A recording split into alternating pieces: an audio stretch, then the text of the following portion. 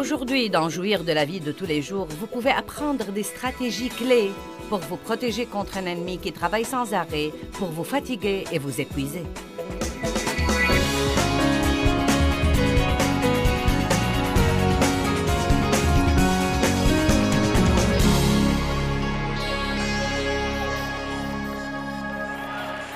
Satan est contre tout ce qui est pour la justice, la paix, la joie, l'amour, la générosité, la compassion, la bonté. Il s'oppose avec véhémence à nos progrès dans tous ces domaines et à toutes sortes d'avancements spirituels que nous réalisons et à nos progrès. L'ennemi a dissuadé je ne sais combien de personnes de venir à cette réunion, bien qu'elles eussent l'intention de venir.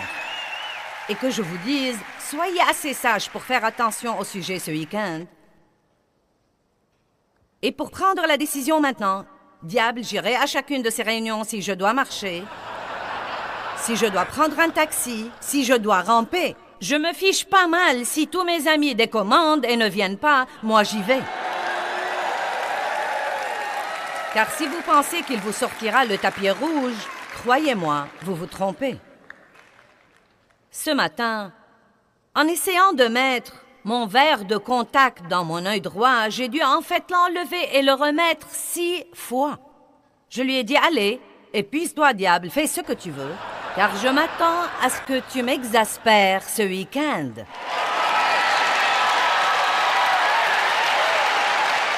J'ai beaucoup d'expérience sur ce plan, mais il faut du courage pour prêcher ce genre de truc. Amen? Maintenant, quand nous combattons l'ennemi dans notre vie, nous devons nous rappeler que nous nous combattons non pas pour la victoire, mais de la victoire. La lutte et la bataille seront complètement différentes si vous réalisez que vous ne remportez pas une quelconque victoire, mais que vous l'avez déjà remportée et que vous le faites savoir au diable. Bonté divine, je me sentais si déprimée et si blessée, et si brisée et si troublée. J'étais loin de savoir que celui qui est moi est plus grand que celui qui est dans le monde. Nous allons étudier certains de ces versets car je veux que vous les compreniez. Dans 1 Jean 4,4, nous citons ce verset tout le temps, mais c'est très bon de le revoir. Petits enfants, vous êtes de Dieu, vous lui appartenez. Et vous avez déjà vaincu et battu les agents de l'Antéchrist, parce que celui qui est en vous est plus grand et plus puissant que celui qui est dans le monde. Ouh! Vous avez déjà, vous, chacun d'entre vous, si Jésus est votre Sauveur et Seigneur, alors vous avez déjà complètement battu et vaincu les agents de l'Antéchrist parce qu'il est plus grand et plus puissant, non pas peut-être pourrait être un jour si je fais de gros efforts, celui qui est en vous est plus grand et plus puissant que celui qui est dans le monde.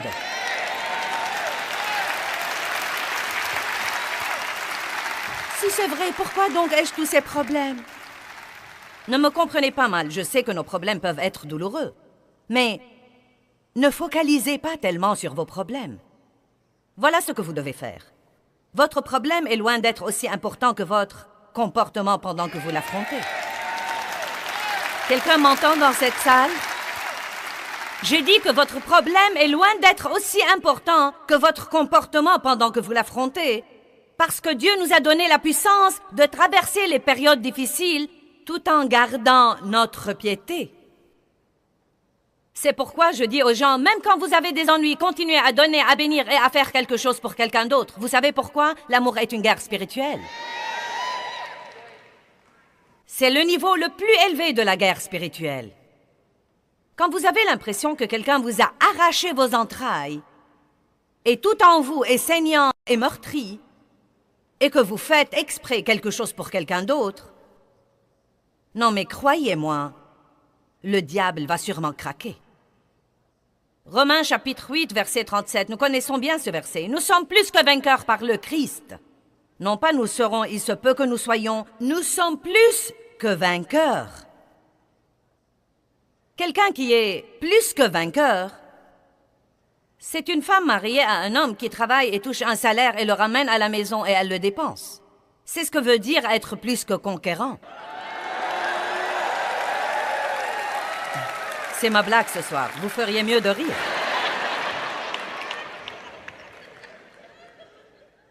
Colossiens 1:13.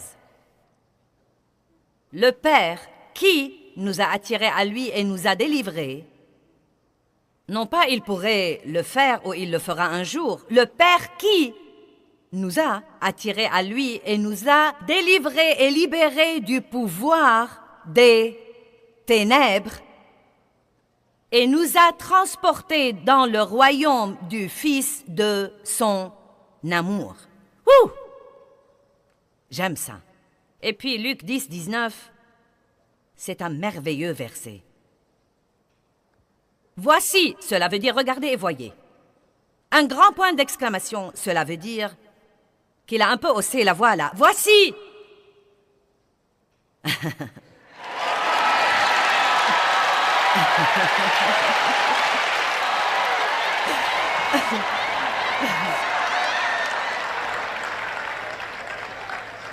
Comme un petit clin d'œil de Dieu.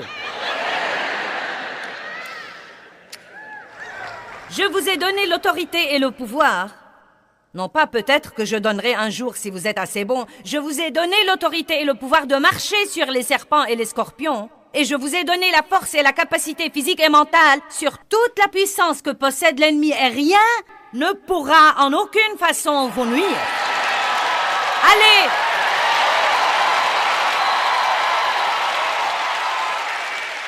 N'allez pas ça et là disant « Oh, le monde va à sa ruine, c'est trop tard. » Vous savez quoi? Nous pouvons gagner la guerre qui se déroule si tous les gens qui se font appeler croyants à Jésus-Christ sortaient avec assurance de leur petit compartiment et laissaient luire leur lumière dans ce monde. Sans ça, il n'y aura plus d'espoir. Cette bataille ne va pas être gagnée en nous asseyant dans l'église pour nous nourrir de la parole et ne rien faire avec ça. Amen. Et tous ces incroyants alors? Aimez-les pour qu'ils soient sauvés. Je ne dis pas de laisser les gens vous marcher sur les pieds et abuser de vous, mais le moyen de gagner les perdus, c'est de les aider. Les gens ne peuvent pas contester un amour véritable et constant. Amen. Ce n'est pas aussi difficile que ça. Vous devez tout simplement écouter. Écoutez ce que disent les gens. J'étais dans un magasin de meubles aujourd'hui. Un petit magasin qui vend des articles de décoration et des meubles. Et j'avais une tasse de café avec moi. Et le type a dit, il disait tout le temps, « Oh, ce café me rend fou. » Il a dit, « J'ai si envie d'une tasse de café que je peux à peine supporter. » Donc, vous savez, je pratique la marche dans l'amour. Je ne me lèverai pas pour vous l'enseigner sans le pratiquer. Donc, j'avais quelques personnes avec moi. Je leur ai dit, allez lui chercher une tasse de café. Donc, je lui ai dit, tu aimes le café, hein? Il a dit, oui, j'aime le café. Oh, ça sent si bon. Et je lui ai dit, eh bien, quel genre de café bois-tu? Il a dit, le café noir. Donc, je lui ai dit, quelqu'un va aller te chercher un café. Il a dit, tu n'es pas obligé. J'ai dit, je veux ça. Eh bien, plus tard, il a demandé à quelqu'un de nous ce que nous faisions ici et il a dit, j'habite tout près, je crois que j'irai là ce soir. Je ne sais pas s'il est là ou pas ce soir, mais vous savez quoi? Vous seriez surpris, car les autres s'ouvriront à vous si vous commencez à vous comporter comme vous dites que vous êtes. Amen. Je ne lui ai pas donné un regard religieux et un traité d'évangile, je lui ai donné une tasse de café.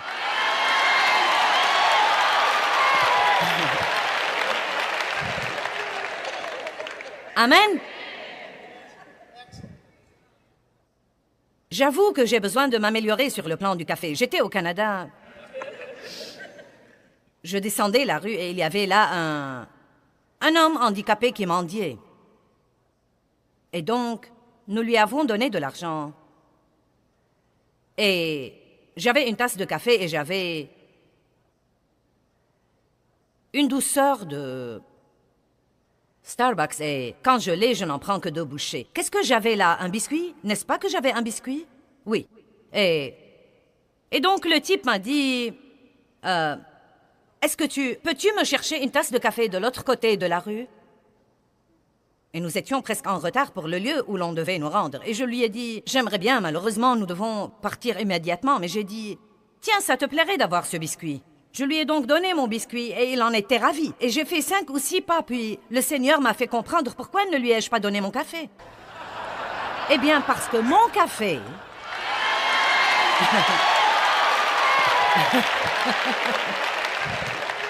Non, mais c'est comme... Non, mais franchement, c'est triste, mais je n'ai même pas pensé à lui donner mon café, parce que je voulais mon café. Je ne voulais pas le biscuit, mais je voulais bien le café. Allez, maintenant, vous voyez comment nous sommes. Donc, j'avais 2 choix. Soit lui donner un café qui était un cappuccino avec la bonne quantité de lait, soit prendre le risque d'être en retard et lui chercher un café. J'ai pris le risque et nous lui avons cherché un café.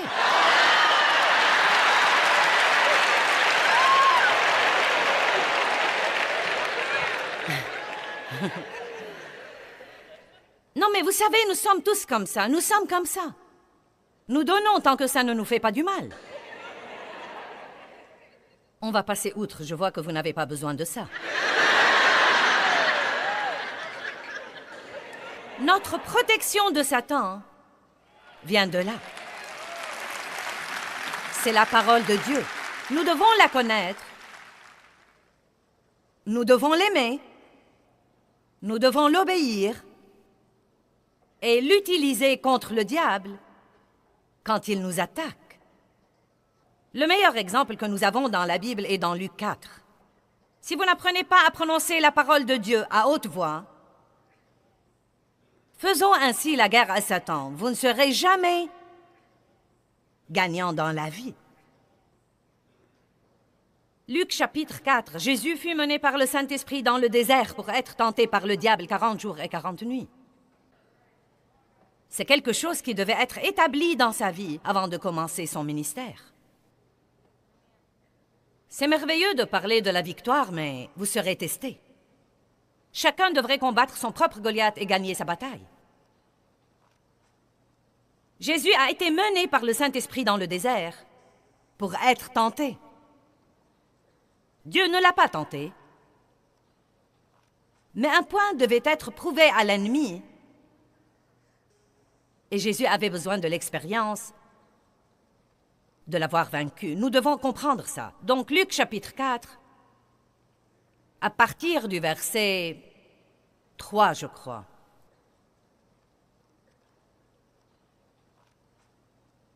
Puis le diable lui dit, le diable parle. Non pas comme je vous parle à haute voix, mais il met des idées dans votre pensée et il vous parle parfois à travers les autres. Quand Pierre a dit à Jésus, « Oh, tu ne dois pas aller à Jérusalem et endurer toutes ces souffrances et aller à la croix », Jésus s'est retourné et lui a dit, « Arrière de moi, Satan. » L'ennemi vous parlera parfois à travers les autres, parfois à travers des gens qui vous aiment et se soucient de vous et qui ne réalisent pas qu'ils sont sans le savoir utilisés par l'ennemi pour vous décourager, pour vous blesser, pour vous déprimer. C'est pourquoi, frères et sœurs, nous devons encourager les autres. Nous devons les édifier. Que ce soit normal pour vous ou pas, vous devez apprendre à dire toutes les bonnes choses que vous pouvez dire à tout le monde, aussi souvent que possible, parce qu'il y a beaucoup de voix qui démoralisent les gens, qui répriment les gens en ce moment, et nous devons les encourager et les édifier. Nous devons exalter les gens. Le Saint-Esprit encourage et console et édifie. Il est à nos côtés et il nous fortifie pour que nous puissions passer au niveau suivant. Nous devons encourager les autres. Si tu es fils de Dieu, transforme alors cette pierre en un pain. Remarquez que Satan a attaqué son identité. Eh bien, si tu es fils de Dieu, transforme cette pierre en un pain, car Jésus avait faim, il n'avait pas mangé depuis 40 jours. Tout de suite, Jésus lui répondit, il est écrit. Comme c'est puissant. Il est écrit, l'homme ne vivra pas de pain seulement, mais de toute parole qui provient de la bouche de Dieu. Puis Satan lui montra toutes les choses du monde. Le menant sur une haute montagne, il lui montra tous les royaumes de la terre habités en un instant, en un clin d'œil. Et Satan lui dit, « Je te donnerai tout ce pouvoir, toute cette autorité, et toute leur gloire, leur splendeur, leur excellence, leur dignité et leur beauté. Croyez-vous que Satan ne vous offrira pas des jouets et des babioles? Il vous offrira un poste important au travail si vous transigez un peu sur votre intégrité. Il offrira à cette jeune fille un film de cinéma si elle se déshabille et pose pour un magazine. Allez maintenant. Je te donnerai tout ça si tu te prosternes juste une fois devant moi. Je déteste le mensonge, juste une fois. Juste une fois. Juste 7 fois. Combien de fois est-ce que l'ennemi trompe les gens? Juste 7 fois. Plus jamais, mais juste 7 fois. Et Jésus lui dit, il est écrit, tu adoreras le Seigneur, ton Dieu, et tu le serviras, lui seul. Je ne m'inclinerai pas devant toi, pas une fois, pas 2 fois, pas une demi-fois. Je me prosternerai devant Dieu. Et puis une 3e fois, Satan lui a dit, « Eh bien maintenant, si tu es fils de Dieu, pourquoi ne te jettes-tu d'ici en bas, car Dieu a dit, maintenant le diable commence à lui citer des versets. Satan ne peut-il pas prendre les versets hors contexte et les utiliser dans votre vie? Vous devez croire qu'il peut. C'est pourquoi vous devez être un peu prudent à l'égard de ces trucs. J'ai besoin de t'écouter, Dieu. Wow!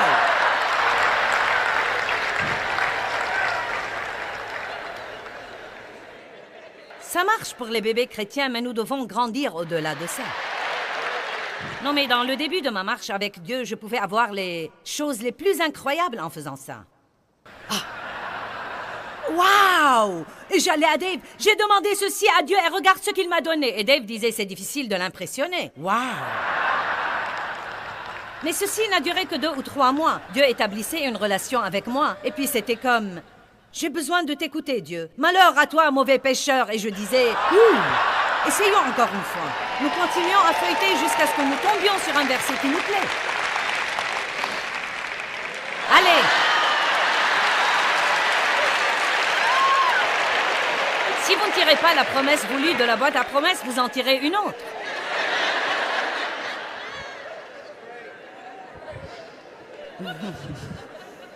Soyez bien informés pour que, lorsque Satan les cite inexactement dans une situation qui n'a rien à voir là-dedans, vous le preniez sur le fait. Satan a dit à Jésus, « Eh bien, si tu es fils de Dieu, allez, fais quelque chose. Fais tes preuves. Vous ne serez pas libre jusqu'à ce que vous sachiez que vous n'êtes pas obligé d'impressionner quelqu'un ou de prouver quoi que ce soit à quelqu'un.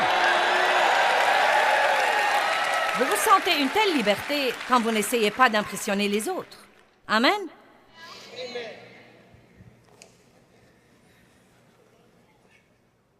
Jésus a dit, il est écrit, tu ne tenteras point le Seigneur, ton Dieu. Il a dit, je ne vais pas faire un sot miracle pour t'impressionner, bien que je puisse le faire, parce que Dieu dit de ne pas le tester, de ne pas le tenter, de ne pas l'éprouver. Maintenant, en étudiant un peu plus Luc chapitre 4, j'ai trouvé une chose très intéressante. Verset 13. Comprenez ça, car c'est très important. Et ayant accompli toute tentation, le cycle complet, le diable se retira d'avec lui, temporairement, c'est-à-dire qu'il s'éloigna de lui jusqu'à un moment plus opportun et plus favorable. Oh! Vous savez ce que cela veut dire? Qu'il ne vous laissera jamais tranquille. Pas de façon permanente et complète. Il s'éloignera pour quelque temps. Avez-vous jamais remarqué que la tentation et les épreuves viennent parfois par cycle? C'est comme mince alors. Combien de choses peuvent tourner mal à la fois? Eh bien, assez pour que le diable essaye de vous épuiser. La Bible dit que Satan cherche à épuiser les saints. Et certains sont venus ici ce soir en pensant « Oh,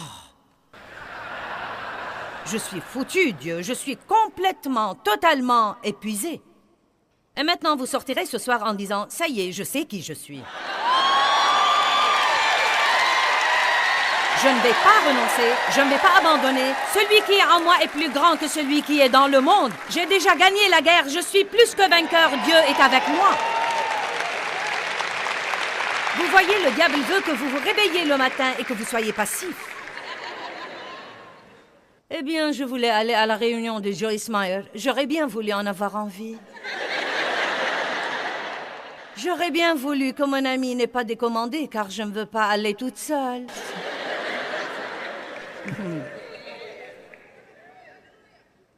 J'aurais voulu avoir un peu de victoire.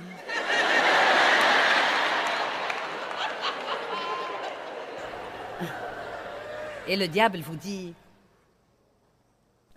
vous êtes des paresseux, des passifs, des tièdes. Nous n'avons pas besoin de souhait, mais de volonté. Nous devons nous lever et savoir qui nous sommes en Christ. Amen.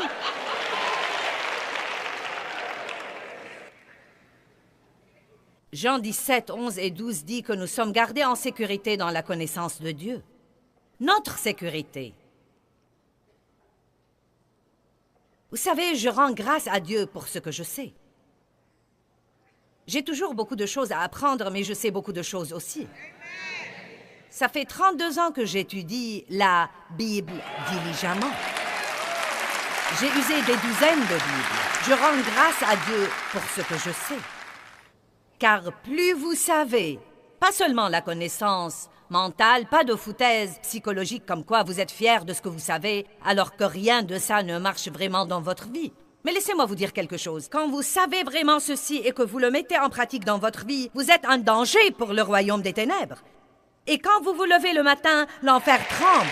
Au lieu d'avoir peur vous-même, c'est le diable qui aura peur.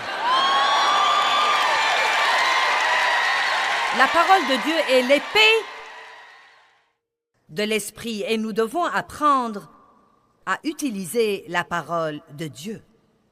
Prononcez la parole de Dieu à haute voix. J'ai un petit livre que nous avons sur notre table de ressources, le livre violet. Il est intitulé « La puissance secrète de prononcer la parole de Dieu à haute voix ». Vous devez comprendre que les anges prêtent l'oreille à la parole de Dieu. Ils ne prêtent pas l'oreille aux plaintes et aux murmures et aux ronchonnements et aux commérages et à l'amertume et au jugement et aux critiques. Mais quand vous commencez à dire « il est écrit » et que vous prononcez la parole, les anges vont travailler en votre faveur. Satan est un trompeur. La pensée est le champ de bataille. Satan vient contre votre pensée. Les armes de notre guerre ne sont pas charnelles, mais elles sont puissantes par Dieu pour renverser des forteresses. Nous renversons des raisonnements et des théories et des imaginations. Il parle du royaume de la pensée. Romains 12, 2. Ne vous conformez pas au siècle présent, mais soyez transformés par le renouvellement complet de votre pensée. Nous supportons beaucoup de fois des trucs que nous ne sommes pas obligés de supporter parce que nous ne nous rendons pas compte que Dieu nous a donné le pouvoir et l'autorité. Luc chapitre 10, 19 dit « Voici, je vous ai donné l'autorité et le pouvoir de marcher sur les serpents et les scorpions et la force et la capacité physique et mentale, sur toute la puissance de l'ennemi, et rien ne pourra en aucune façon vous nuire. » Quand nous prenons au sérieux la question de faire les choses à la façon de Dieu, il nous répond par des exaucements. Quand nous devenons proactifs contre les plans de notre ennemi, l'ennemi recule vite.